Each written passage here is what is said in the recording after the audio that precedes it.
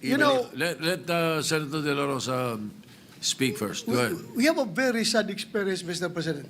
Because if the reason why the Speaker requested for Bryce Hernandez to be detained not in the Senate, because for fear of being influenced by anybody or any member of the Senate, alam mo, Mr. President, Colonel Grijaldo,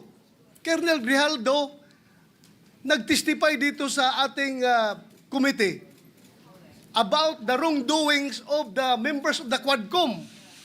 Nagsumbong siya dito, Mr. President. And after he read his statement, sabi niya sa amin, Sir, can I be protected by the Senate? Dahil alam kong pinag-initan ako ngayon ng House. So, I share the information to the committee and even to the leadership of the Senate. But the following day, or the days after, he was required to appear before the Quadcom and he was cited in contempt. Nang siya ay na-contempt, kinulong siya doon. At nang kinulong siya doon, look what happened. Binubombard siya doon, pinupuntahan siya doon at sinasabihan na huwag yung gusto namin na mangyari, gawin mo na para makalabas ka na dito sa kulungan.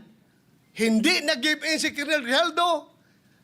Kinulong siya hanggang natapos ang 19th Congress. So, Mr. President, sila ay takot sa kanilang ginagawa mismo. Hindi po yan gagawain ng Senado na mag-impluensya ng resource person.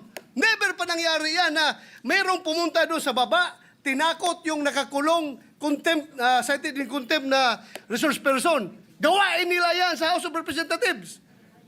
Ginawa nila kay Colonel Grijaldo. Kaya huwag tayong basta-basta bumigay sa kanila dahil we should be independent from them, Mr. President. Hindi natin sila dapat sundin kung anong kagustuhan nila. We have to stand on our own. Thank you, Mr. President.